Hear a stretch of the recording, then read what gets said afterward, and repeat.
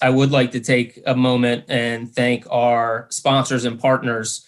Their contributions allow us to host our monthly series and give back to the chapter scholarship program, which enable local students to attend college and pursue careers in STEM. And without them, we would not be able to achieve the tremendous results that the DC chapter has been able to do over the years. So as I thank everyone, feel free to throw some woot woots or some Yahtzees, and congrats and thank yous to these companies who have generously supported this year's program.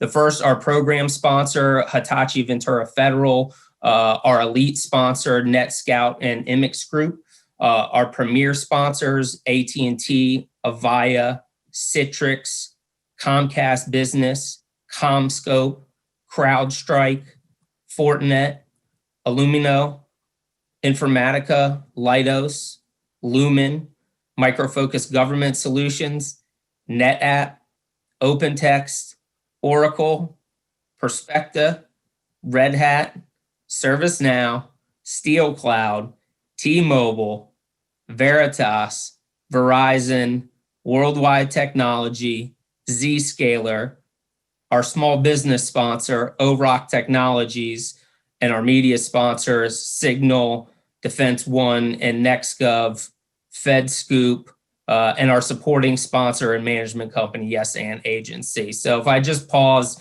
thank all of you for your contribution to the chapter, to our community, and to STEM. Secondly, I'd like to quickly express my gratitude to the event series committee that has put this year's programs together for their time and dedication, their leadership. A special thank you to Teresa Pines, who you'll hear from shortly, as well as Chris Haar from Splunk, Jessica Hersey from Leidos. They were critical in helping shape today's program, so thank you all. Our next event is going to be on AI and ML on February 9th. We have a tentative confirmation from Lieutenant General Groen from the JAIC and a number of other interested DoD and leaders really around AI mission use cases. So I hope that mark your calendar for February 9th. Immediately following today's program, we have in panel, we have virtual networking rooms, which I highly encourage you to stay on and join from 1 to 1:30.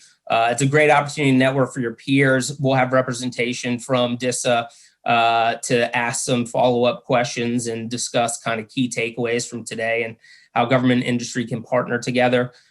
Finally, we'll be posting on social, so follow along at AFCEA DC. Share your thoughts using hashtag Icam in Defense or Disa. Now to the main event. We are honored to have Vice Admiral Nancy Norton here with us today to begin our Disa program. Vice Admiral Norton serves as the director of the Defense Information Systems Agency. As the director, Admiral Norton manages a global network of and leads more than 8,000 military and civilian personnel who plan, develop, deliver, operate joint and interoperable command and control capabilities and defend an enterprise infrastructure across more than 42 countries. This mission directly supports the President, the Secretary of Defense, our Joint Chiefs of Staff, all the combatant commanders, Department of Defense components, and other mission partners across the spectrum of combat and combat support operations. Her credentials speak for themselves, and we're excited to have her here again this year. So welcome, Vice Admiral Norton, to the virtual main stage. Well, thank you, James, and thank you, Joe. Happy New Year, everyone. Thank you for inviting me to join you at the AFCEA DC chapter January virtual event. I'd especially like to thank Teresa Pines and the AFCEA DC's Virtual Events Committee for carrying on this great tradition in a new way to allow us to meet together. It's always an honor and a pleasure to start off the year speaking to the DC chapter. I'm thrilled you'll get to hear directly from many of our senior leaders during the panel moderated by the Assistant to the Director, Major General Garrett Yee. If you attended DISA Forecast to Industry and AFCEA TechNet Cyber last month, you know that 2020 presented us with some unprecedented expectations. The new year gives us the opportunity to build upon our lessons learned from 2020 and focus on the future to ensure our nation maintains its decisive digital edge in spite of the many challenges we still face, from the invisible coronavirus to potential adversaries in every domain. To defend our nation, our military has to be trained, equipped, and ready, and recent events have demonstrated why that is so important. During this era of great power competition, we must maintain information superiority. And together with our mission partners and industry, that's exactly what the Defense Information Systems Agency and Joint Force Headquarters Department of Defense Information Network are working to do. Every day, we serve together on the digital front lines and in the cyber trenches. In one role, I command JFHQ DODEN, the U.S. Cyber Command component that commands, controls, and synchronizes operations and defense of the DoD Information Network, or DODEN, in support of the missions of every combatant command, service, and agency. In case you don't know what that means, the DODEN includes all of our traditional IT networks at all levels of classification, and the programs of record that run on them or connect to them, plus mobile devices, and all the gateways that connect to our communications satellites, plus non-traditional IT like platform and weapon systems IT and ICS SCADA systems, as well as the extensions of the DODEN that store our data in various commercial clouds, and all of the security devices that protect the systems and data across all 45 DoD components, combatant commands, services, defense agencies, and field activities. In the other role, I direct the actions of Disa as the nation's premier IT combat support agency that supports all of those same DoD components. With more than 19,000 service members, civilians, and contractors serving around the world, we build, operate, and defend Disa's part of the global information environment that empowers multi-domain operations. Industry plays a critical role in everything we do at Disa and Joint Force Headquarters DODEN, and our partnership with industry is one of our greatest force multipliers. If I could get a digital show of hands here on Zoom, please let me know how many of the industry representatives in attendance today work with Disa. I thank you for everything you have done to help us get through this unprecedented global health crisis and the many other challenges we have faced. We couldn't have done it without you. Because of the tenacity, agility, and ingenuity of my workforce, our mission partners, and our industry partners, we have not just survived, but we have thrived during the COVID-19 pandemic. We have leveraged our combined expertise to overcome challenges to ensure we are postured to maximize the opportunities ahead. We have responded quickly and delivered results, and we are building on that in 2021. As we continue to confront this invisible enemy, the safety and welfare of our employees is at the forefront of how we operate. In keeping with Disa's ethos, trust in Disa, mission first, people always, our goal is to preserve and protect the ability of our military members, civilians, and contractors to conduct mission-essential operations. One of our most exciting initiatives is cloud-based internet isolation, or CBII, and you'll hear more about that during the panel as Steve Wallace's emerging technology team spearheaded that effort. CBII proved to be a game-changing solution in our ability to protect department networks against web browser-based threats. And it will serve as a model for how future DoD enterprise solutions are identified, evaluated, awarded, and deployed.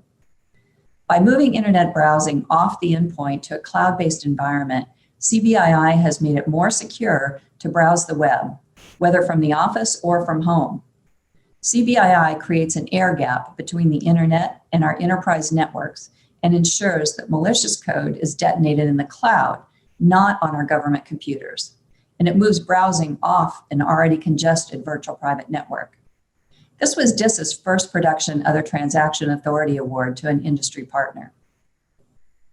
With Dr. Serena Chan, our Cyber Development Director, on the panel, you'll hear more about our important Disa cyber development initiatives. As part of her portfolio, one of those important tools has been our Joint Regional Security Stack's Remote Access Virtual Private Networks, or JRSS RAVPNs. The JRSS provides great cybersecurity benefits for the DoD, but included in the stacks are a capability that we would not have expected to become vital: VPNs that support remote access to DoD networks. Those VPNs were really put to a test in 2020 in response to the pandemic. They enabled more than a 1,000% overall increase in telework connections for joint mission partners around the globe.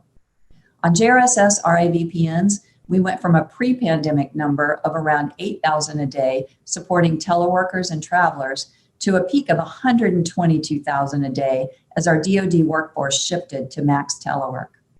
This provided increased access to warfighters around the globe, particularly for our forces overseas that had limited capacity before the pandemic. Over the last year, we accelerated upgrades and tech refresh of our internet access points.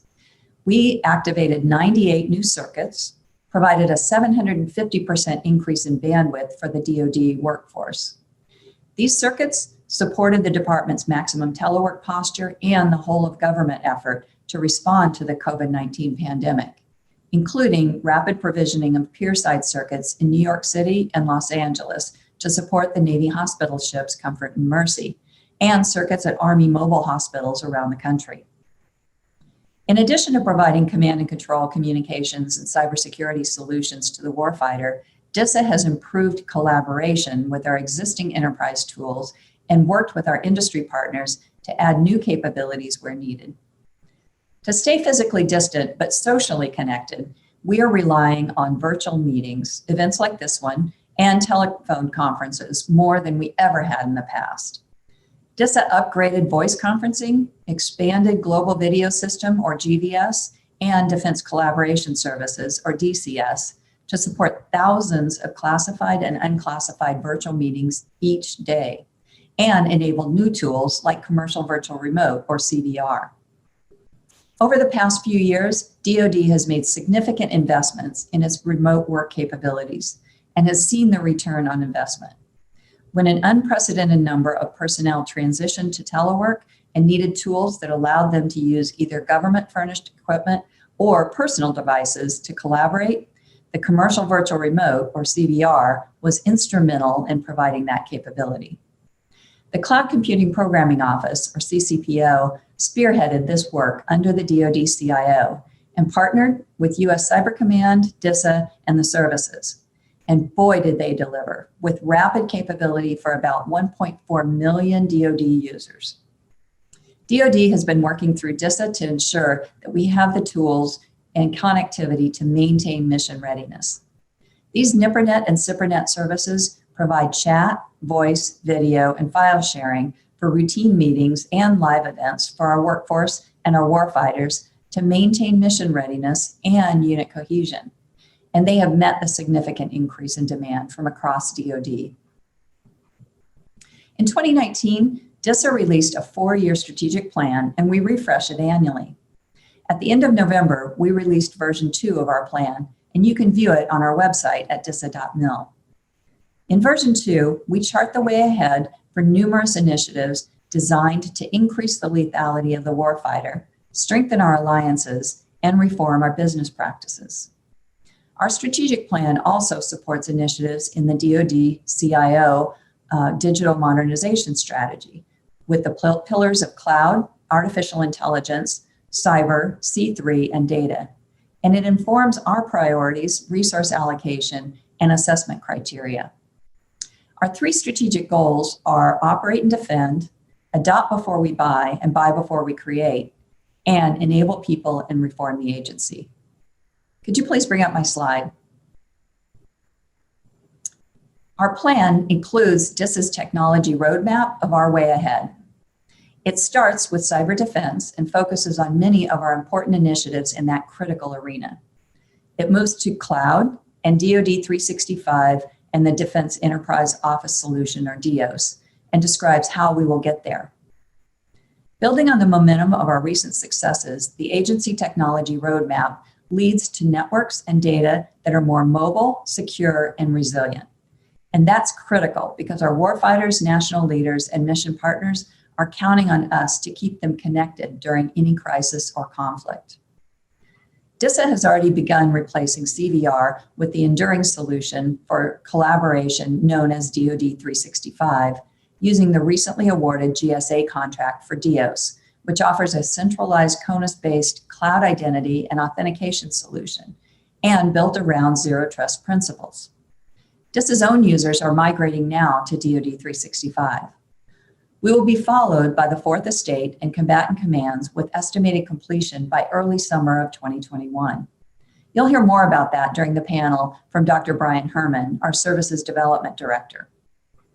When CVR was developed in the midst of the pandemic, it represented the largest Teams capability rollout ever for private industry or federal government. And it was completed with the CCPO team working remotely in an extremely compressed timeline. The successes and lessons learned from CVR are shaping the transition to the DoD 365 environment serving the Fourth Estate agencies. In partnership with the DoD CIO, Cybercom, NSA, and Joint Force Headquarters DODN, Disa is developing this enterprise solution for common communication, collaboration, and productivity for the combatant commands and the defense agency and field activities. The military services are migrating to their own similar secure tenants. During the panel, you'll also hear from Mr. Don Means, our Defense Enclave Services Executive, and he'll be able to tell you about the Fourth Estate Network Optimization, which is designed to consolidate common use IT services and capabilities across the global defense agencies and field activities.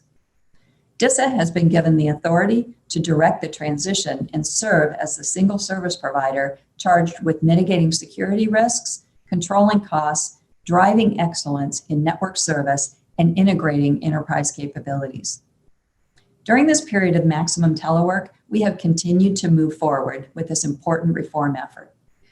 Last June, a significant milestone occurred when 14 information technology professionals from the Defense Technical Information Center, or DTIC, successfully joined Disa. The 4ENO program will continue to migrate 13 additional agencies and field activities, common IT services to Disa between fiscal years 2020 and 2025 onto DoDNet. And 800 IT government personnel will join Disa over a period of 6 years, which will improve cybersecurity and operations department-wide. The DoD's digital enterprise is extremely complex and continuously evolving. Fourth Estate Network Optimization is a bold and aggressive reform program designed to transform the way DoD delivers IT by creating a better digital enterprise.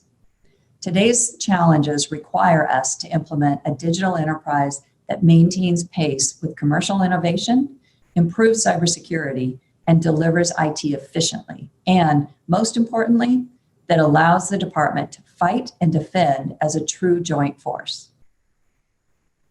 You may be asking what role industry plays in all these initiatives. Every day, we rely on our industry partners to help us connect and protect the warfighter in cyberspace. That's why cybersecurity across the industrial base is so important.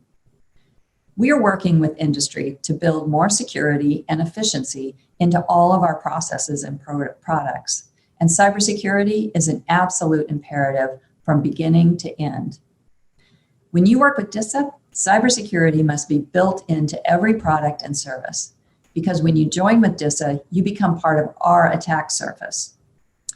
Cybersecurity is not something that can be added later. It is much more expensive and delays delivery of new capabilities. Your products must be combat ready because that's where they will be tested, on the physical front lines and as the front line in the cyber domain. And we have a no-fail mission. When working with Disa, our industry partners need to plan for simplicity, scalability, and interoperability. The work that we're doing together empowers multi-domain military operations around the world and ensures that our warfighters can benefit from emerging technology, innovations to maintain information superiority. None of this works without the people who make it possible, and we need more people on our cyber team. To maintain our nation's decisive digital edge, we must grow our cyber workforce. A big part of the way ahead is hiring the cyber workforce of the future. This is my invitation to you.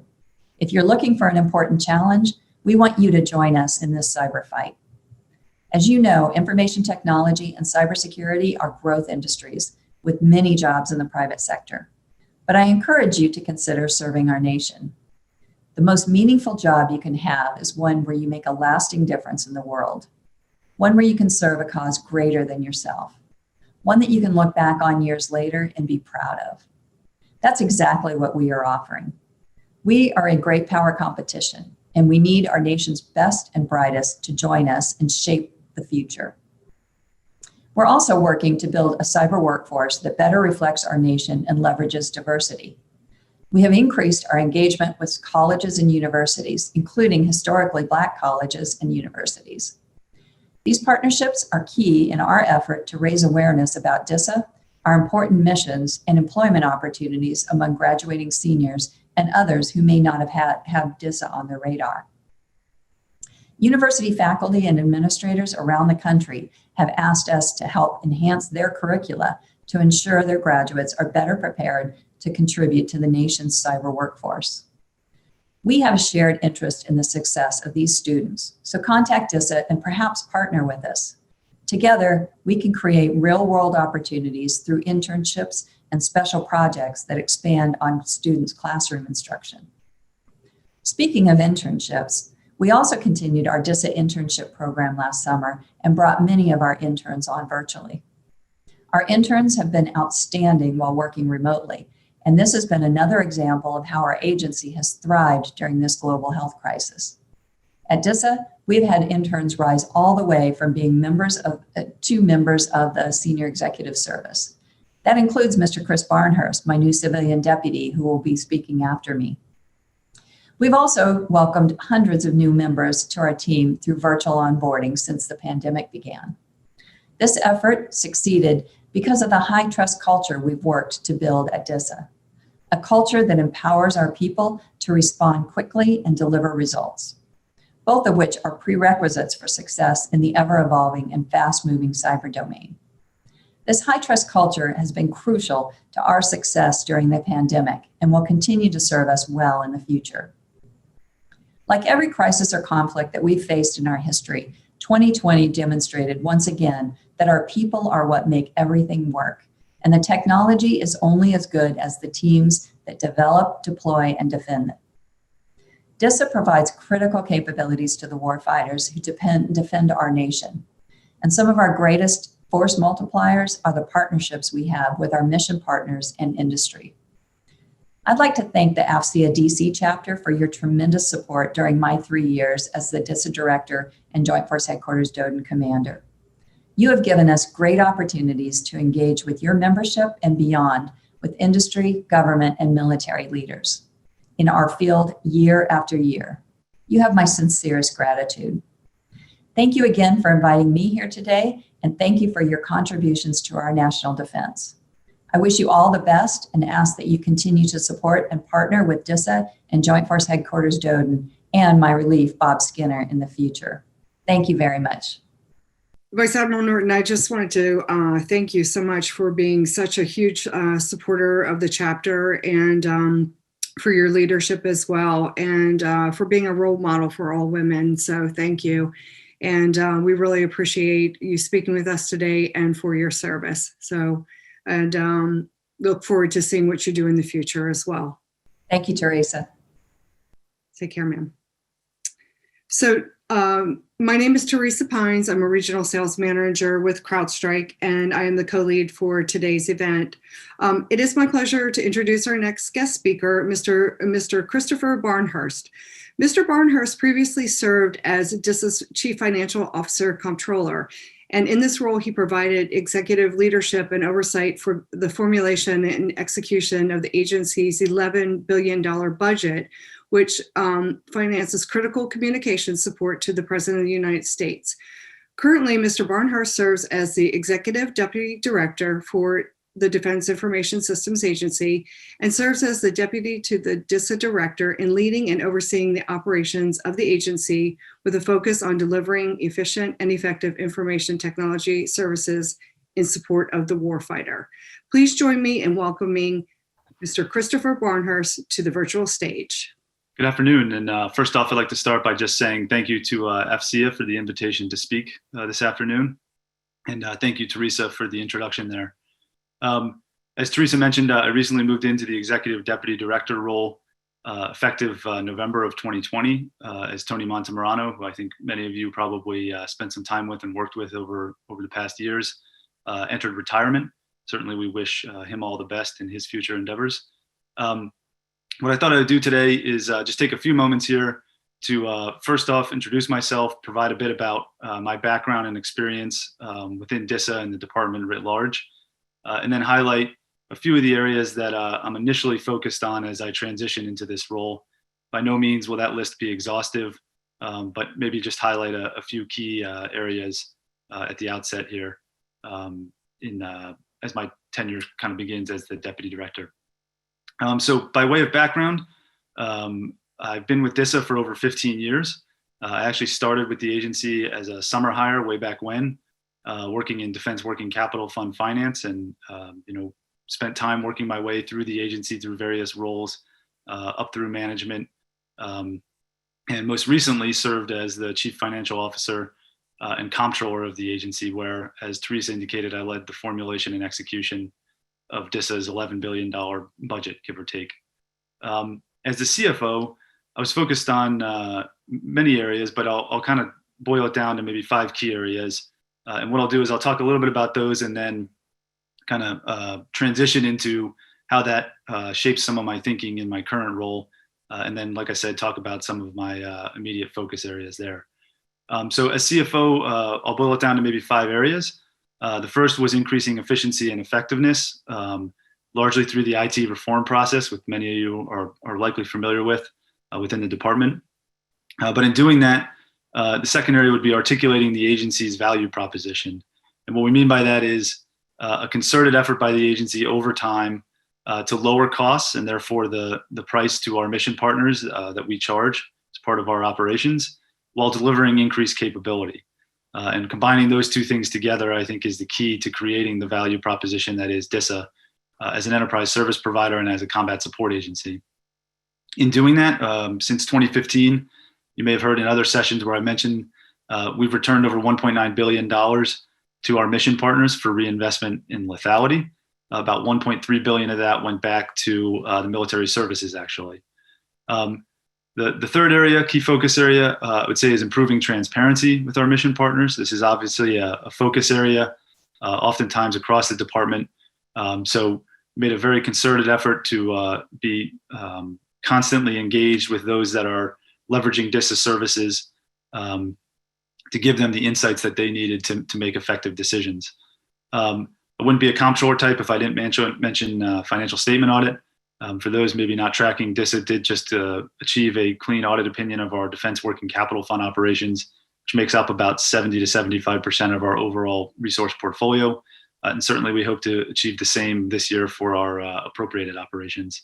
And then the fifth area, focused on building coalitions and partnerships across the department.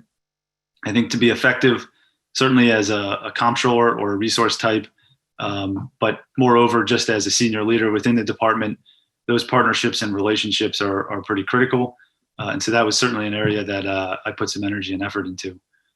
So you may ask, with that sort of as a background, how does my experience in finance and in resourcing translate into my current role as the Deputy Director of the agency? And I think about it in maybe 2 ways. One, CFO position within Disa is a little bit unique in that it's a part of the agency where you get to see the operations of the entire agency. And so you get a very good sense of the strategic importance of different programs, different relationships, whether it be with industry or other mission partners. And you kind of get a unique perspective that I can apply in my current role. And then 2, anytime you're running a working capital fund operation, for those that may not be familiar with it, it's basically akin to running a private business where you're trying to break even over time. And to be effective at doing that, you really have to understand more than just finance and cost. You've got to understand the technical capabilities that the agency can bring to bear, the market dynamics inside the department, to understand how to forecast demand, but also to understand where things are moving into the future. to ensure that you're making the right prioritized investments, right, and reducing barriers to entry where you can to incentivize adoption of certain services, and maybe also incentivize folks to get off of certain legacy services. You can really use the working capital fund and your role as a resource official to help drive the department and the agency forward. And my intent is really to use the insights I've gained and the experience I've gained in those kind of key areas and in operating as the CFO to help shape Disa and the future of Disa, with the continued focus, of course, on delivering efficient and effective solutions in support of the warfighter. So with that as sort of a background or lead-in, what I thought I'd do is just take a couple quick minutes and talk about 3 or 4 focus areas that I've got right now as I take on the role. Like I said earlier, by no means exhaustive. Certainly things that I think are important. So the top 3 I'll say are increasing speed to capability, making the end user experience a driver of agency decision making, and data management. And I'll talk a little bit about those 3, and then I'll kind of wrap it up at the end with a discussion of some internal efforts that I'm leading that are intended to facilitate maybe some added focus on these areas and on the execution of the strategic plan that Vice Admiral Norton just spoke a little bit about. So speed to capability, first off, as a combat support agency, and certainly as a enterprise IT service provider, delivering solutions to the warfighter at speed, I think, is a necessity. The warfighter needs what they need when they need it, and our job is to be there and have it on the ground ready to go. And in my view, our ability to do so and to deliver at speed is driven by both internal and external factors. So external factors, I think most folks are aware of, some of which, DISA and DoD can control, others we can't. But internally, my focus is on how we can streamline processes, remove barriers that might exist to maximize our effectiveness going forward. And as part of that, as Vice Admiral Norton discussed earlier, we as an agency are sort of trying to think differently, is maybe the way I describe it to folks. Some might say think forward, but CBII, as she mentioned, or cloud-based internet isolation, is a great example of that mindset being put to action. We had a scenario basically where at our internet access points, we have a constantly increasing demand for bandwidth capacity. At the same time, we have sensor capacity, for cyber defense, both of which can be restrictive. And the department was on a path where those 2 things were increasing exponentially as people moved to the cloud, for example. And there was a cost associated with that. And what CBII did was allowed us to think differently about how to solve that problem, not go down the linear path of just investing and consistently upgrading capacity, but maybe figure out a way to offload some of that bandwidth and increase security at the same time, while in this case avoiding roughly $300 million of cost down the road that would have otherwise been required as an investment.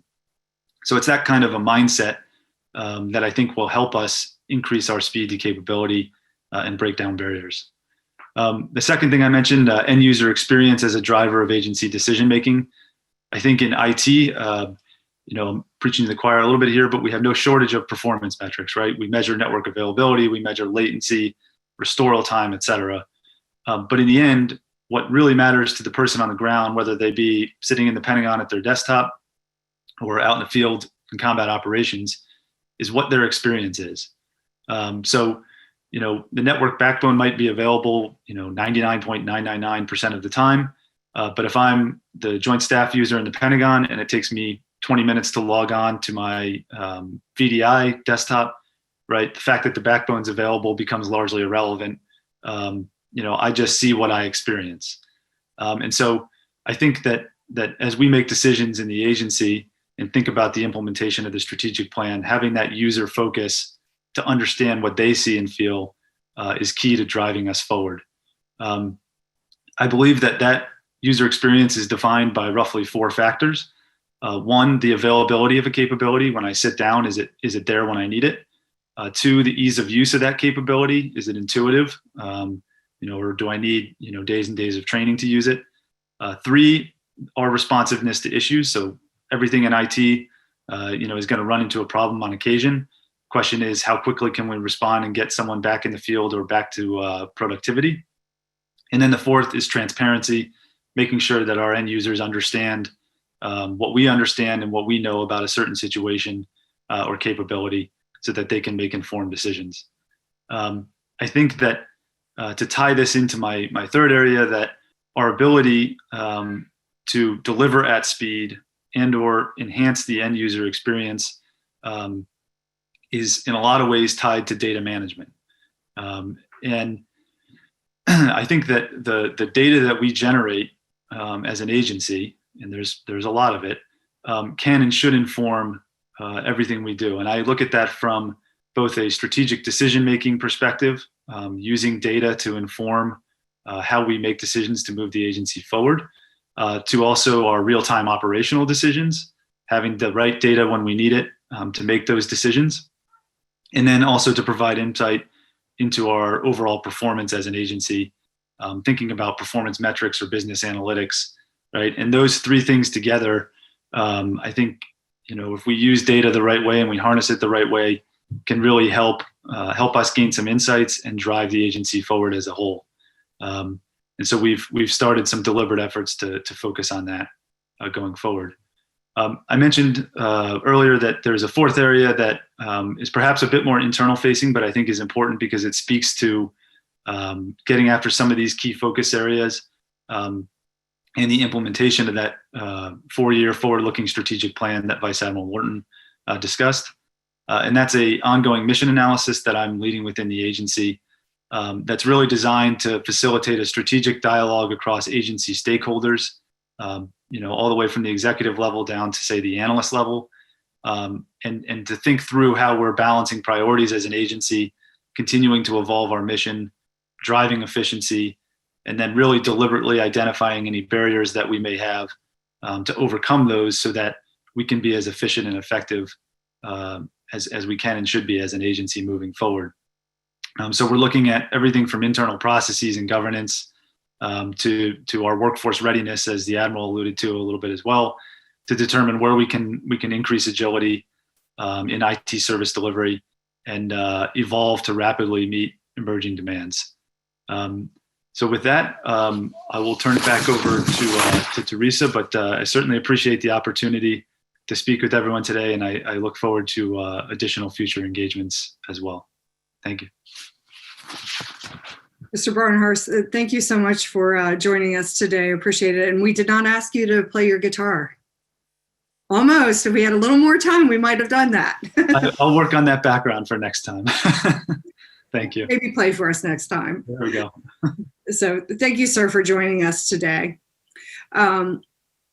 So I'd like to bring Carrie Connert from Hitachi Vantara Federal to the virtual stage now to introduce today's panel. Thank you, Teresa. Good afternoon. My name is Carrie Connert, and I lead the services and delivery business for Hitachi Vantara Federal. Hitachi Vantara Federal is an end-to-end data services provider focused on supporting our federal customers across the civilian, intelligence, and defense agencies. We are also a proud partner of Disa and are dedicated to helping achieve their mission. We're an active member of AFCEA, and I want to thank all of you for hosting this great event today. It's now my pleasure to introduce today's Disa panel. Dr. Serena Chan, Director, Cyber Development Directorate, Dr. Brian Herman, Director of the Services Development Directorate, Don Means Jr., Defense Enclave Services Executive, Steve Wallace, Systems Innovation Scientist for the Emerging Technologies Directorate, and moderating today's panel is Major General Garrett Yee, Assistant to the Director of Disa. Dr. Yee, Major General Yee, sorry. Hey, thanks, Carrie, for the introduction, and thanks to the DC chapter for hosting this today. Today, the AFCEA DC chapter is my favorite chapter, and so thanks to Teresa for your leadership and bringing us together here today. It's great to share the virtual stage with our Director, Vice Admiral Nancy Norton, and our new Executive Deputy Director, Mr. Chris Barnhurst. And as you can tell from both, we have some talented leaders, and with Mr. Barnhurst on board, for all of less than 2 months, you can tell that we have a great, addition to the leadership team. I was looking at the call numbers. 272 participants on the call today. Wow, that's quite the turnout. So I'd like to start with Teresa. There are only 345 shopping days until Christmas, or just a month away until Valentine's Day if you can't wait till Christmas to buy something for somebody. On a related note, though, it's been a year since our last engagement with the DC chapter, and a lot has happened since. As you know, the IT cybersecurity community has really stepped up during this pandemic. I'm talking not only Disa, JFHQ Doden, but also the services and our industry partners. Hold on just a second. Had to kill a phone call there. As you know, the IT, really, surged to support telework, et cetera. But as Vice Admiral Nancy Norton likes to say, Disa never shut down. In fact, Disa just got busier. I would even venture to say that in some way, Disa was purpose-built to support the Defense Department during this pandemic. We have learned a lot over the past 10 months. One major lesson we learned is that despite the pandemic, we have been able to move forward on many fronts, even in a max telework environment. Today, we have an incredible panel of DISA senior leaders that will talk about the big muscle movements for 2021. Why do we select these leaders and their topics? It's because this is where DISA will be spending a lot of time and energy during the year. This is not to say that we don't have 300 other priority projects in the works. This is just where you will see a lot of senior leader engagement. What we are about to present may not be new to you. Some might be new. But what is of interest is the status and the progress of these efforts. As you heard Vice Admiral Norton say, Dr. Brian Hermel, our Services Development Director and Program Executive Officer, will talk about DIOS and where we're at with that. That's really happening. No kidding. Dr. Sarita Chan, our Cyber Development Executive, she'll talk about cloud-based internet isolation, as well as identity, credential, and access management, or Icam, and touch on zero trust. Mr. Don Means, our Defense Enclave Services Executive, will talk about where we're at with that fourth estate network optimization. It has already started.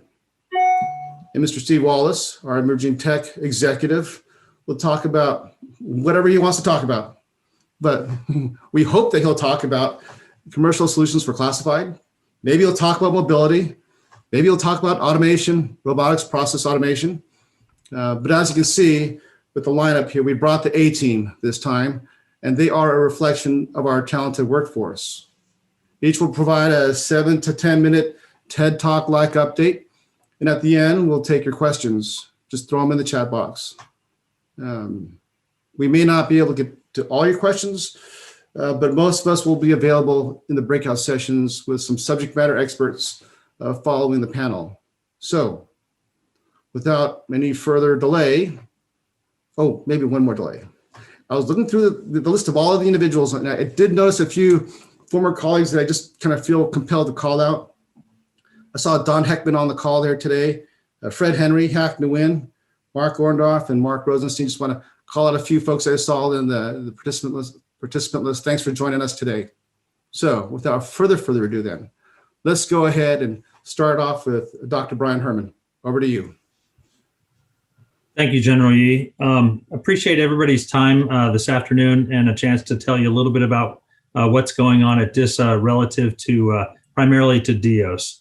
So I joined DISA in 2008 in uniform and began immediately working on collaborative capabilities that DISA provides. I'm convinced that that providing these centrally for the entire department, making sure that we have interoperability around the department is a critical mission for DISA.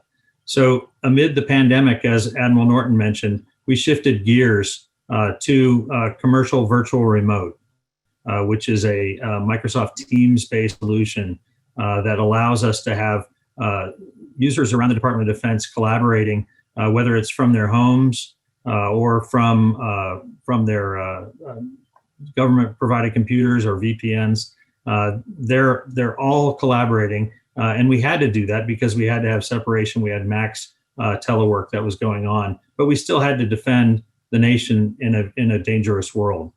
So now what we're spending our time on is the replacement of that commercial capability with a permanent secure capability at the impact level 5 that many of you know as sort of the unclassified level or non-classified level in the Department of Defense. But we're going to secure that capability in a cloud environment. And to do this, we're implementing a federation of tenants, as Admiral Norton also mentioned. The tenants will support the services as well as the Disa will be providing support for the Fourth Estate defense agencies and field activities, as well as combatant commands. As we collaborated from DoD networks and from homes via the internet, we realized that some of our initial plans for DIOS were limited by the past vision that everybody would be connected to the DoD networks as we stood up what would be DIOS. But we found that many organizations had insufficient amount of government furnished equipment, managed devices, and we had to flex to make that happen. We're finding that we also need to flex in the future with our secure capability to enable that. And that's generated a significant amount of governance work in the Department of Defense to make sure that we can secure the capability going forward at that impact level 5. It's also in the federated world that I described, it's caused us to have a need to ensure cross-tenant collaboration is as seamless as it is right now with a single tenant in the commercial virtual remote, as well as providing the mobile access to our services. Today, we actually begin Disa's migration to that capability. And it's been a tremendous effort by the entire agency to prepare for today. And then we will follow that up with combatant commands, defense agencies, and Fourth Estate organizations and continue that through the summer as we move to replace the existing commercial capability. After that, we will follow through from that IL5 level environment or impact level 5 with similar capabilities for our classified networks. And there, more than ever, anywhere, we have to ensure that we have worldwide performance and performance in that tactical environment, or what we sometimes call DDIL, denied, degraded, intermittent, and latent connectivity environment, so that the end user experience that Mr. Barnhurst just mentioned is something that we can deliver on with these commercial capabilities.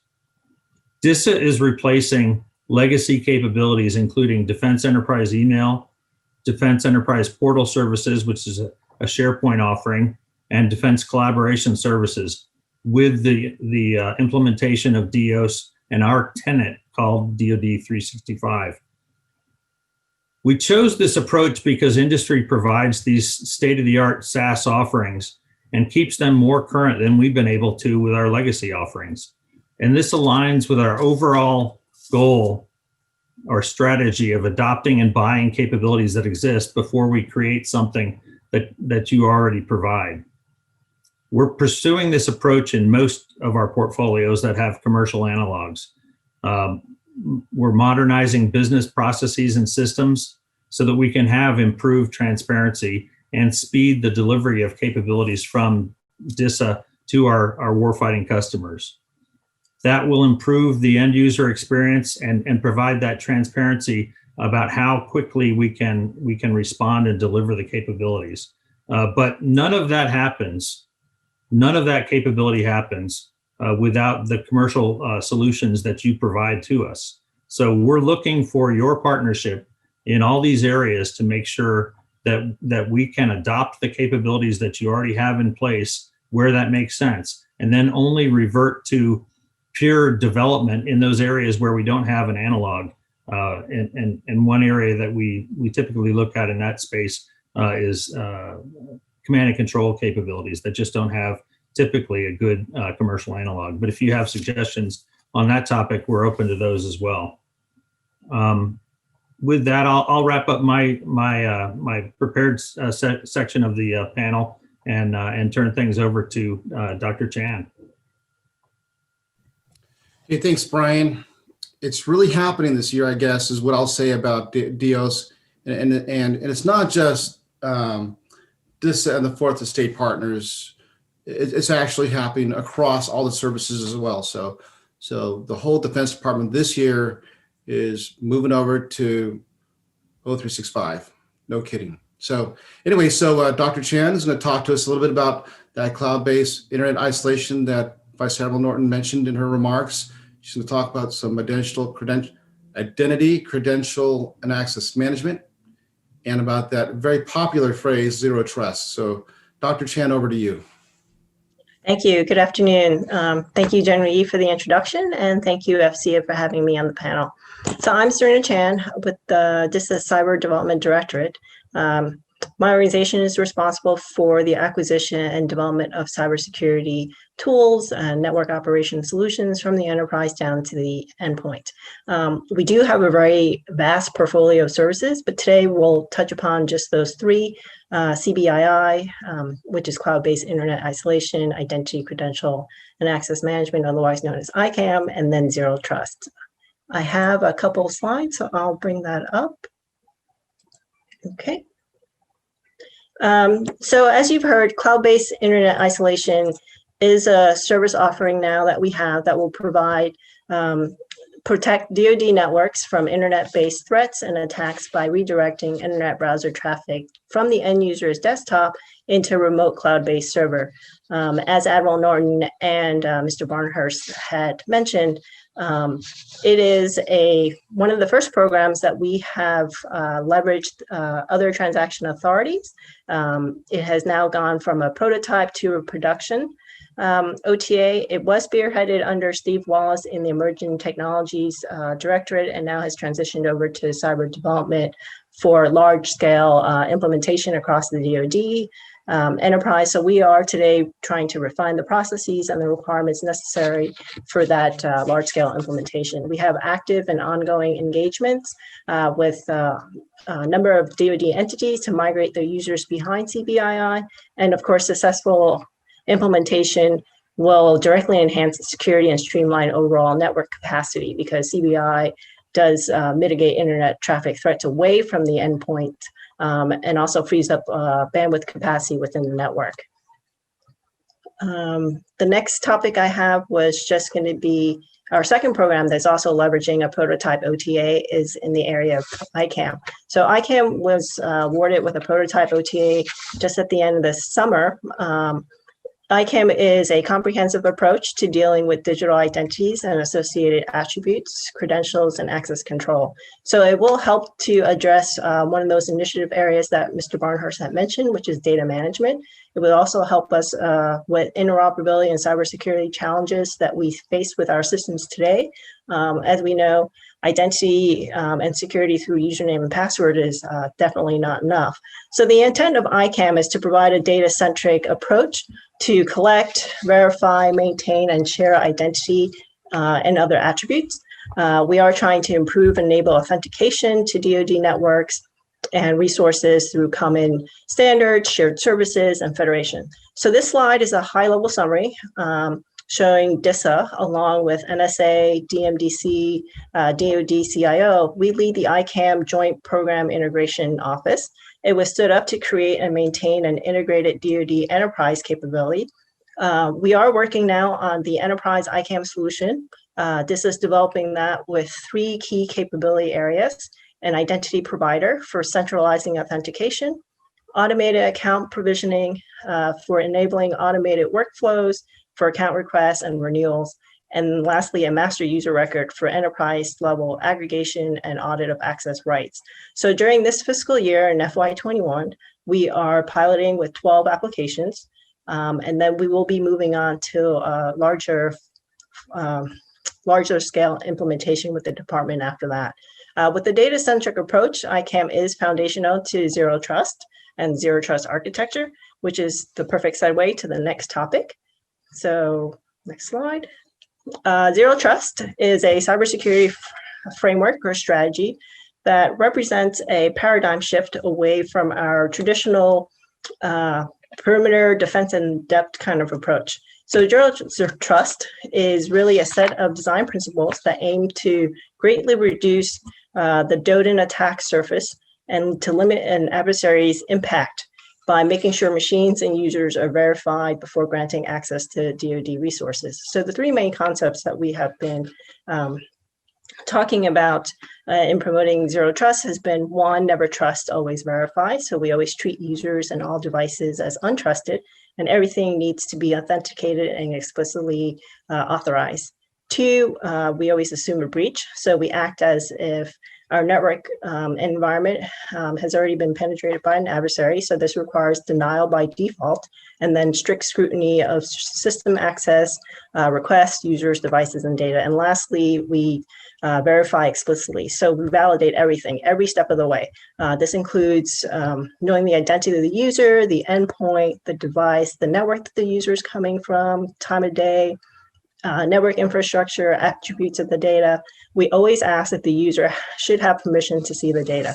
So while we have been supporting some of the department's Zero Trust efforts, Disa has been mainly focused in partnering with NSA to develop the Zero Trust Lab, and then also in finalizing in the Zero Trust reference architecture for US Cybercom and DoD CIO. So the reference architecture document is currently in coordination and will nest with the Zero Trust strategy that the department has put out, and also the DoD cybersecurity reference architecture. Of course, our Zero Trust reference architecture is merely a guide for agencies across the DoD in helping them to move towards a Zero Trust operating model. And with that, I will turn it back over to General Yi for the next panelist. Hey, thanks, Dr. Chan. And we are starting to get questions in, but I ask that you put the questions into the Q&A feature that we have. They're coming into the panelists, and so that's fine, the few that are in there, but for the future questions, please put those into the Q&A function that Zoom.gov has to offer. Okay, so now to our third in the lineup, Mr. Don Means. And Don, has the good fortune of having this fourth estate network optimization effort to champion and lead. And there's a lot going on in that area. So Don, what's the latest? Over to you. Well, thank you, General Yi, and thank you for having me and giving me an opportunity to talk about what we're doing in the Defense Enclave Services Directorate. Much like Dr. Herman, I joined DISA in uniform way back in '97 and have done various leadership positions until now as the Defense Enclave Services Executive. I lead Fourth Estate Network Optimization, as well as some National Leadership Command capabilities and delivery of those services. But the DAFA legacy IT environment, the defense activities and field activities, their environment consists of disparate homegrown networks, pulled together by Herculean efforts of individuals. And what the end result is, we have IT at different states of maturity. And so as one of the IT reform activities under the DoD CIO, we are, as a first step, optimizing those networks and consolidating and standardizing those networks to get after inefficient use of funds due to duplicate efforts on IT capabilities, inconsistent cybersecurity. You heard Admiral Norton talk about that. And more importantly, a lack of integration across the DAFAs, not really creating a no-kidding digital enterprise that's discoverable and defendable. And we want to make sure, of course, that we can enable a joint force advantage. And so, again, as a first step, Fourth Estate Network Optimization is consolidating the IT, standardizing it to include the service desk and to reduce operating expenses and create a consistent user environment. And so this is actually happening. We're moving out and making this happen. I know in FY20, many of you have seen some of the acquisition activities with DoD Net Services, and we, Admiral Norton mentioned, we've already personnel transferred from DTIC in June, as well as for the Global Service Desk. We're starting to stand up those acquisition services and consolidate the automated call distribution so it's one look and one interface for users as they call in for help. As as a lead-in to the standardization across the enterprise for the fourth estate. In particular, we're moving out with regard to DTIC. You know, DTIC was fortunate enough, and they've been a fantastic partner. We've already started building their infrastructure. They'll reach their IOC for NIPR this year, and so that is actually happening. We're pre-staging for DPAA, things like equipment, doing re-IP efforts to make sure that we have standardized public IP space to be able to leverage the infrastructure that we're delivering. We're moving out on that piece as well. We're also working very closely with DMA to make sure that we understand their missions. And I guess I didn't really talk about this. You know, we're really focusing on the commodity IT piece so that the fourth estate in field activities and defense activities can focus on their mission. There will be a separate operational structure there to make sure that we're providing and supporting and enabling all the missions of the fourth estate as they move on to what we're calling affectionately DoD net. So there's a lot of work going on the infrastructure side to include leveraging our NASA SOUP vehicle for hardware standardization so that there are as few as possible glitches to build out this, no kidding, digital enterprise for the fourth estate. As far as the service desk, that's also a challenge that we are tackling in the incoming year.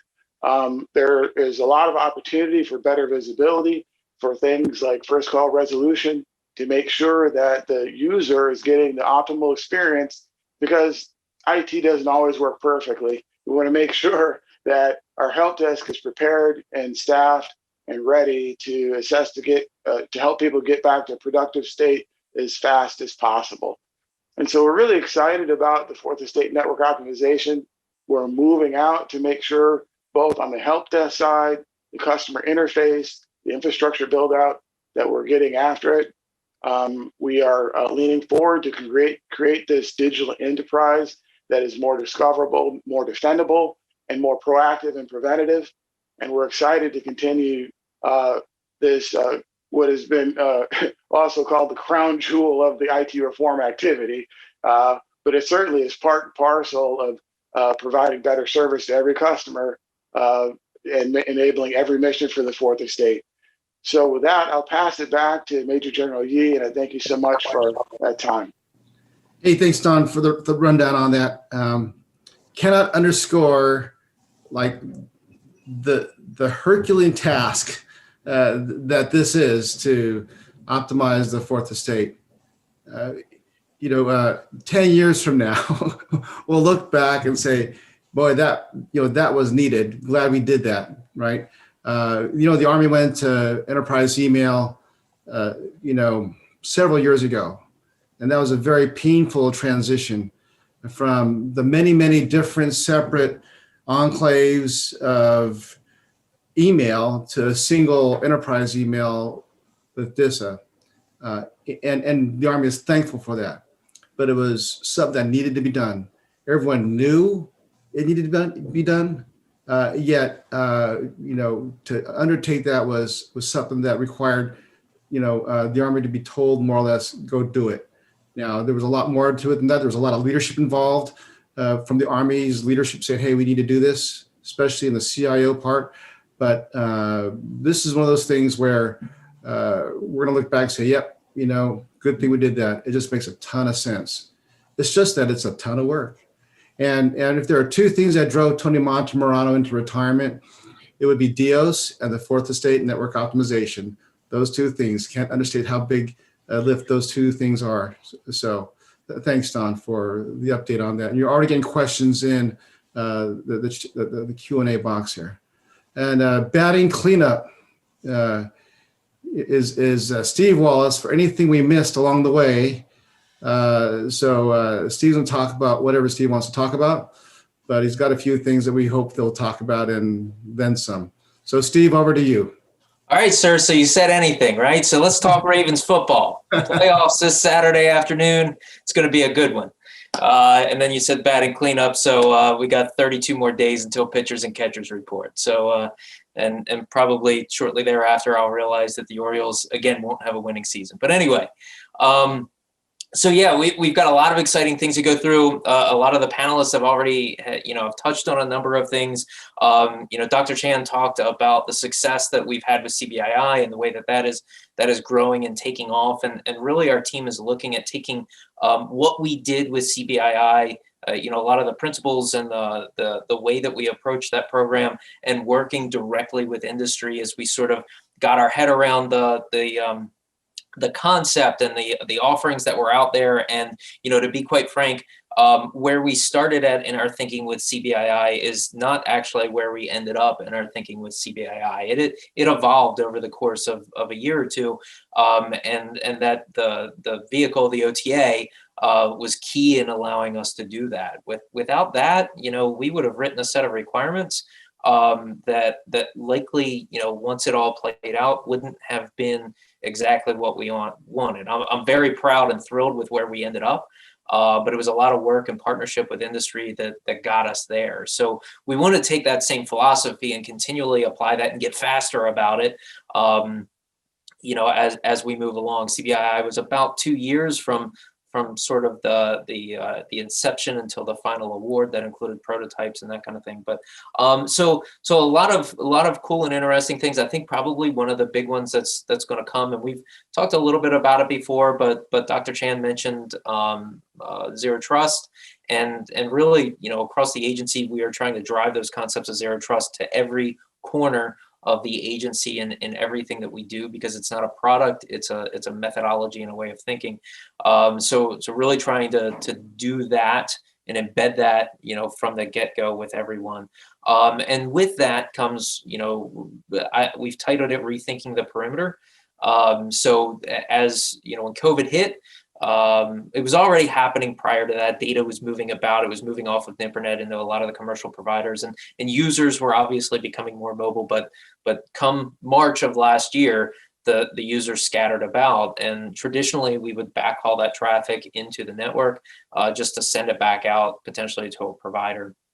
So we really want to go about rethinking the perimeter, not even just that nipper to internet, but the perimeter inside at the mid-tier, and how all of that really needs to interact going forward. Really, trying to get our heads around that. There's a lot of different technologies out there.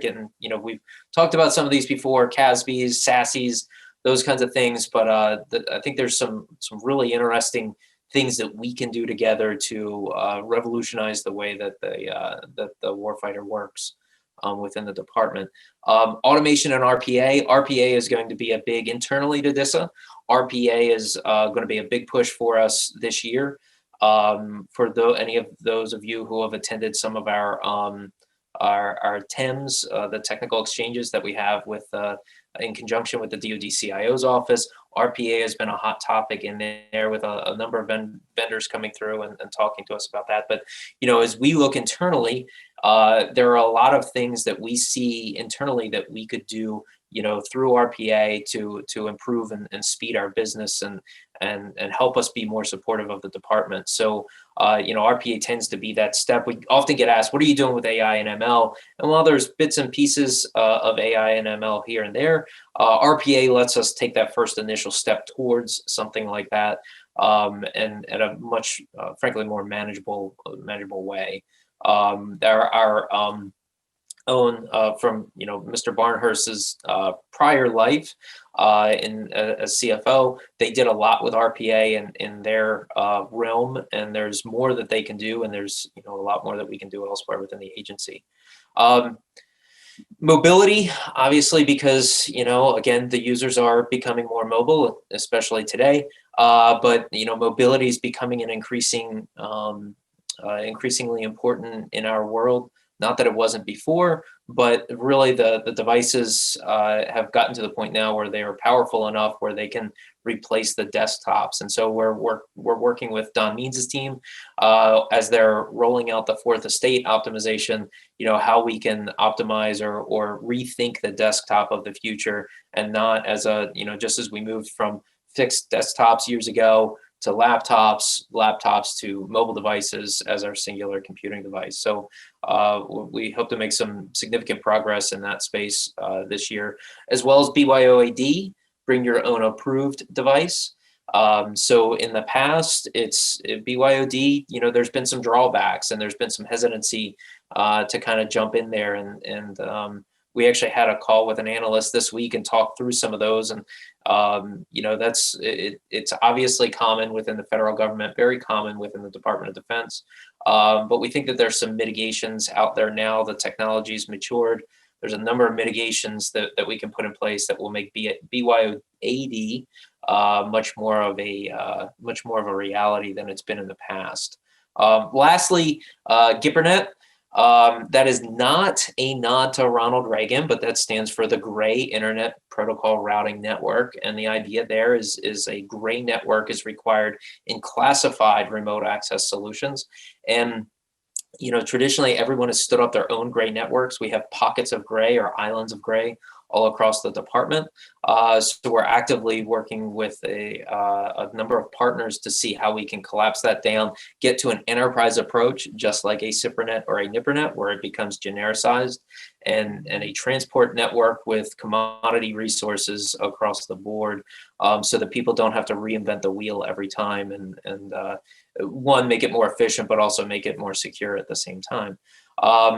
So with that, I think that's all that I have, but I'll be sticking around in one of the breakout rooms afterwards and happy to discuss more. So thank you, sir.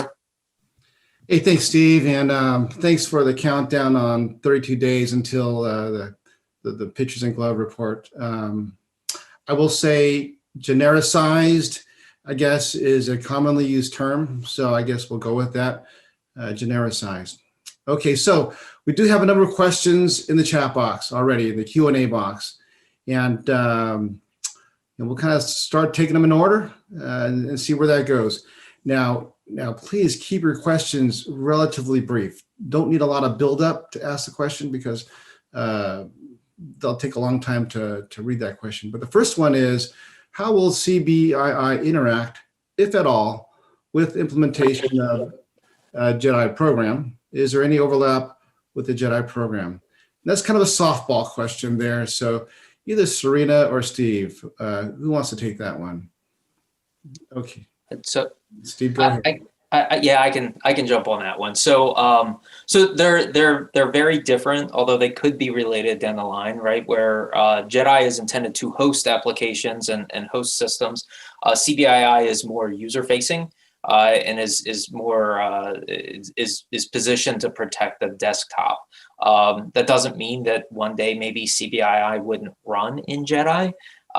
We've had those thoughts and those conversations, but no official plans there right now. But those they're I wouldn't exactly call them related or reliant upon one another. Right. CBII is primarily for internet browsing versus JEDI is a cloud service offering. So two different functions for now. Thanks. Okay, let's, here's a softball question here. When will the zero trust reference architecture be available? Dr. Chan.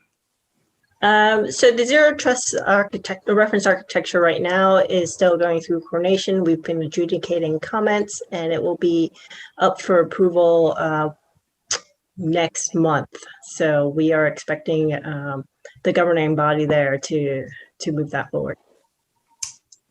Okay, question for Don Means here. In relation for the infrastructure build out, are there opportunities for industry to provide Disa network test and monitoring capabilities for network construction / installation, network commissioning, maintenance, and troubleshooting? If so, who may we connect with? Yeah, so there was a lot there. I'll have to go review that in the chat, but the answer is yes. We're looking for help with industry for all those facets. We have some acquisition on the street that we expect industry to bring things like innovation, monitoring, again, to be more proactive and preventative, to better understand performance. All those things will be incorporated going forward with fourth estate network optimization. All right, thanks, Don. Here's a question for Dr. Herman. If DOS is continuing to move forward, does this change? Excuse me. If DOS is continuing to move forward, does this change the mission/need for JRSS? Will it become more of a gateway to the cloud? I don't think that's necessarily the right way to look at it. DOS is going forward, and it's increasing our need for CAP connectivity, boundary cloud access points, more so than JRSS, which is really focused kind of in the mid tier of the infrastructure. So that's my perspective on it. Steve, I don't know if you have anything to add to that. Yeah, so we're always looking at what comes next in terms of the cloud access point and our integration with commercial providers, and you know, the cloud access point that we have today, we're actually on the generation 3 of that, and they're in the process of designing generation 4. And we're continuing to look at that integration all the way, you know, down at the network level to see, are we moving packets the most efficiently to these providers. I don't want to presuppose that it would be something like JRSS or something like that, but you know, we are always looking at our options. Okay. And while we have you on the mic there, Steve, from Don Heckman, what challenges do you see with RPA implementations? So you know, a lot of what we've heard and we've learned over time is basically changes to the system that is being automated, you know, often drive you know, failures in the automation. The other side to it is you know, maintaining the identities of the bots and ensuring that they have the least amount of privileges to interact with, you know, just the right amount of privileges to interact with the systems that they're dealing with. I think that's probably going to be one of our, you know, our biggest changes, or, you know, biggest challenges, just to make sure that you know, they stay within their box and don't do things that were unintended, whether maliciously or accidentally. Thanks. Here's a question that came in early. What is your view of the Cybersecurity Maturity Model Certification, CMMC, for Disa industry partners? And I'll go ahead and take that one. We don't have a view per se. We understand that it is a requirement that we are working with going forward with our industry partners and with the services. We have a large contracting capability at DITCO that is working to understand from a contracting process, you know, where does that fit in? And from a program management standpoint, you know, what is the right way to determine the level of CMMC, whether it be a level 1, 3, or 5, for example. So a lot is going into understanding what that means for us to be able to execute that, since it is now underway. So it is a fact of life for now. So, okay. Another question here. How will use permit a multi-level security function for remote users, like the Sectera phones of the past, so end users can access what they need when they need it? And Steve, that's probably in your lane. So we have started taking some initial looks at, you know, multi-level devices in the hands of users. And that's been in partnership with, you know, some of our folks in the IC to get their perspective on that as well. And right now, frankly, from what we've seen, the user experience is a bit encumbered. It's not the user experience that most users would expect. And there's a number of limitations there. So I think it's something that we're gonna continue to look at. But right now, generally, we're keeping those fairly separated. I know it leads to, you know, potentially 2 devices in a user's hand versus 1. But I think what you lose in terms of capability when you try to get to that 1 actually outweighs the downside of carrying 2 different devices. Thanks, Steve. Question for Don. Although I don't see Don's face right now, I just see a name. There he is. Will the DAFAs leverage DISA's existing capacity services? Yeah, I don't know. No, we will not. So I think we have a hardware contract on the street through NASA SUP that will be leveraged for hardware purchases to ensure that we've got standardization across the whole digital enterprise. And so I think that's the mechanism to get the field activities and defense agencies on the same sheet of music with regard to hardware purchases. Hey, thanks. Question for Dr. Herman. What capabilities are still needed or need to be enhanced for collaboration? Well, that's a great question. I think that we haven't completely solved the issue of file sharing across the department. I think it's going to be a little bit better with the OneDrive offering, folks being able to have that. We've leveraged SharePoint and services like that to do secure file sharing of really large files. We've had to revert to something that we call DoD Safe, which is pretty effective for us, and it allows us to connect with some of our mission partners outside the DoD. But I think it could be more modern as we move forward in that space. The shift to DOS and DoD 365 for collaboration has some questionable areas on the edge of the capabilities that such as chat that we need to work on. DISA's standard for chat is XMPP, and the solution inside of Microsoft is not purely XMPP. So having a bridge or a gateway that connects to XMPP so that we can federate with other chat offerings that are out there. Frankly, there are some solutions that are still used in the field, some in tactical areas, some shipboard, and others that I think need to be improved upon.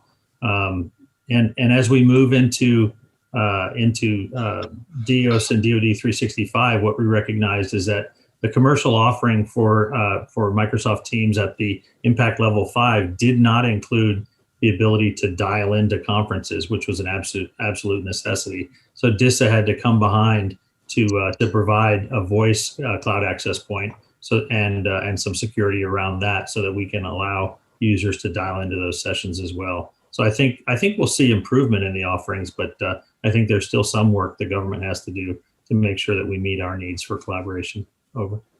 Thanks. Okay, a number of zero trust questions in the Q&A. So, Dr. Chan, here's a couple that I'll bundle together. I'm sure we'll have a breakout session, and so we'll probably be able to address a lot of those there. I see a tremendous number of them. So yeah. So what is DISA doing via zero trust to prevent lateral movement of malware? Will DISA embrace host-based micro-segmentation to lock down the application attack vector? Will this be called out in the upcoming zero trust reference architecture? And then finally, will it be a program of record, including funding in 2021? Let's see. Pick and choose and then answer the rest in the small group, I guess, if you can remember all that, Dr. Chan. Yes, sure. Program of record, I probably don't think so. Like Steve had mentioned before, zero trust isn't about a product or a service, right? It is more about a cybersecurity framework and methodology about how we want to think about the design of new systems and new networks. And also when we're talking about evolving and modernizing our networks and applications as well, there's some just certain principles that we want to enforce so that we can have better security. So that's where I see zero trust as heading. I'm not sure that DISA is going to be producing zero trust products. Okay, and you'll be in the breakout room with your other teammates as well. Here's one for Steve Wallace from Hackneywind. What plans, if any, are there to evolve MilCloud from just a private cloud into a hybrid cloud that extends seamlessly across both commercial and private cloud environments? So we don't have anything on the books right now in terms of that. I know that so there's two MilClouds. There's MilCloud 1, which was the legacy the original MilCloud that we stood up. And then there was MilCloud 2, which is actually a service that we procured. It's a managed service from a provider. So that one in particular, I know that there is talk about evolving that within its set of capabilities, and there have been a number of features and functions that have been added to MilCloud 2 that I think will help and aid in that hybrid cloud approach. I don't know that anyone's necessarily taken full advantage of it yet, but I think that those capabilities are building. But more broadly, I don't have anything specific that I can speak to. Okay. All right. And I see Brian's back with us. So here's a question. What is the relationship of DIOS and JEDI, Dr. Herman? So I guess that probably the easy connection to make in the background is they both have Microsoft technologies associated with it. DIOS, though, is focused on the SaaS offering for Office 365, which Microsoft, when they deliver that offering, leverages the Azure platform. And right now, that's what JEDI is delivering. So that would provide a hosting environment for any program that needs secure cloud hosting across the department. And I have some of those programs that require that as well. There is a potential for some synergy as we try to make sure that we have worldwide performance and tactical kind of performance for capabilities. But honestly, we really haven't explored those options yet as we move through the JEDI procurement activities. Hey, thanks, Brian. Okay, this is for Steve Wallace. How high of a priority is BYOAD? Is there a timeline to establish that offering this FY? Perhaps first for DISA personnel, ? So it's actually a very high priority, and the reasoning is I think it's if you had asked me the same question 6 months ago, I probably would have told you less so. But with the rollout of CBR and the success of CBR and the fact that users are working differently with CBR, it is driving us more quickly to BYOAD. So it's taken on a much higher priority. I have several folks from emerging tech as well as folks from other portions of our agency are working hard to try to roll this out. We are about to prototype 3 technologies just to see how they play out. 2 of which are actually already existing from our existing mobility offerings within DISA, and we're just tailoring them, if you will, to the BYOAD experience. And then 1 is a brand new virtual mobile experience that we're trying out as well in partnership with the Army. So it's, we're not taking a, just DISA approach. This is the approach for the department, and DISA is one cog in that wheel. So this is what we're going after here is to benefit the entire department. Thanks, and keep talking. So a question from Ted: is DISA planning on building in innovation as it did with Fourth Estate network optimization into all of its programs, contracts going forward? Yeah, so I love that question, and this is something I can't say enough within our own confines of the agency, is that innovation is everyone's job. It is not the unique domain of EM. It is every person in the agency, and it doesn't necessarily have to be technology based either. But if you think that it's not your job to move that ball forward, to make another football analogy, but if it's not your job to move that ball forward on a daily basis, we probably have to have a conversation about that because innovation is everyone's job. So the SETI contract vehicle that we had put out, the intent upon that was to bring innovation and provide those, give access to companies perhaps that we've never had the opportunity to work with before, that might have a different set of ideas that we haven't seen before, and to provide access to that vehicle to the entire agency. So it certainly is. And we've had many conversations internally. I've had a lot of them with the chief engineers around the agency, talking through what we learned with CBII and how we iterated internally with that and learned in partnership with the vendors. So it is my hope and it's my drive to push that throughout the entire agency. It's everybody's job. Okay. Thanks, Steve. Good answer. There's a question that I think Don can answer at a high level. What will be the function of the prime for the Defense Enclave contract? Will the prime be responsible for making engineering, hardware, software purchase decisions, or will they primarily play a role, an IT help desk function? So much to following on to what Steve said, actually, the prime will bring not only innovation, but they'll bring the help desk as well. So that is part of the RFP that's on the street. And I don't want to talk about it too much because I don't want to perturb the acquisition that's on the street. But it's all out there. I encourage industry to help us in response to the RFP in all those different facets that you mentioned. And again, I don't want to perturb the current ongoing acquisition, but we are looking for industry help across the board in that regard. Thanks. Okay, we have one more zero trust question, Dr. Chan. What criteria or requirements is DISA looking for from commercial cloud with respect to zero trust? IL5, IL6? Does DISA feel they have enough industry options for a multi-cloud approach? Will MilCloud 2 be the de facto standard for cloud? Please expand. So there's a lot packed into there. And so you probably can't answer that all, but maybe you take a part of that question and take the rest in the small group, Dr. Chan.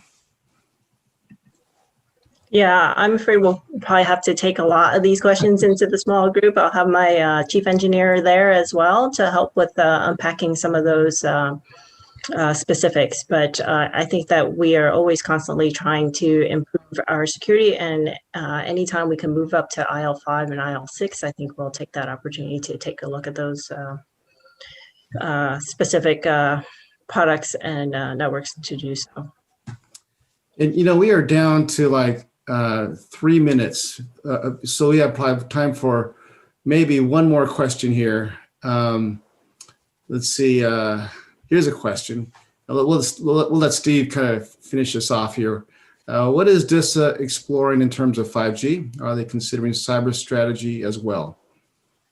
Sure. So we do have somebody on our team who specializes in 5G, watching what's going on within the department and some of the private networks that are popping up and being considered there.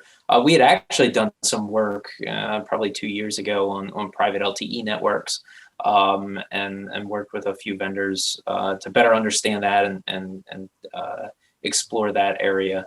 I think I've talked about it publicly before, but there's two sections of the standard that are quite interesting, and that is the network slicing capability, which we are diving deeper on, and then there is the peer-to-peer functionality within the 5G standard. I don't think we've done a lot around that just yet, but we are certainly looking a little bit more about how the department can leverage it. And frankly, we get asked that question a lot about how we're going to leverage it. Well, for the most part, we're going to leverage it a lot like we do LTE today. And then there is the private aspect of it, which again existed with LTE, but we're going to continue to look at that. And then also, how does that play in with Wi-Fi 6? So we've got to consider all of those things, but definitely our team is looking at that. Hey, thanks, Steve. And as we wrap this up, I hope you all noticed that, a few of us try to get some DC feeling backgrounds, virtual backgrounds today, because this is, of course, the DC chapter, our favorite chapter today. And so, lots of questions we've answered. We've gone through over 20 questions in the Q&A session, and there's another 13 questions, in the queue there that will be addressed during the breakout session. Hey, thanks for all the great questions, though, coming in. This really, it's better for us when it's interactive, and it's better for us to get a sense, of where the questions are and where the industry is at. So thank you all for your participation today and asking those great questions. We're gonna wrap it up, and as I do, thanks again. Remember, 345 shopping days left, Teresa, until Christmas, or a month away from Valentine's Day to buy something for your loved ones out there. I want to now turn the mic over to Mr. Paul Barrett, He's the Chief Technology Officer from NetScout. The mic is yours, Paul. Thank you, General Yi, and to AFCEA DC for organising today's event. And thank you also to Admiral Norton, Mr. Barnhurst, and to our panellists. I think we all understand the benefits that technologies such as software-defined networking, cloud and edge compute, AI, ML, and 5G can bring to our operations. For example, we can be more agile and therefore be more responsive to emerging threats and opportunities. We can operate more efficiently and therefore more cost effectively. However, such technologies also introduce new challenges. How do we isolate problems rapidly as we migrate to hybrid multi-cloud architectures? How do we secure an increasingly complex and interconnected attack surface? At NetScout, we believe that understanding the activity on our networks is a critical component of achieving these aims. And I'm very proud of the support that the NetScout provides to those organizations that deliver and protect the nation's critical infrastructure, both at home and overseas. And in particular, I'd like to recognize the role of Disa. It's our continuing honor to work with you. And so finally, thank you all for attending AFCEA's DC's virtual event with Disa today. In your chat box, you will see a link for the Zoom rooms for the networking meetings. Please use that link to join us for virtual networking and discussion. Once you're connected, it will take about a minute to sort you into your networking rooms. And when you're in your breakout room, please turn on your video and audio to participate. And with that, I will thank you.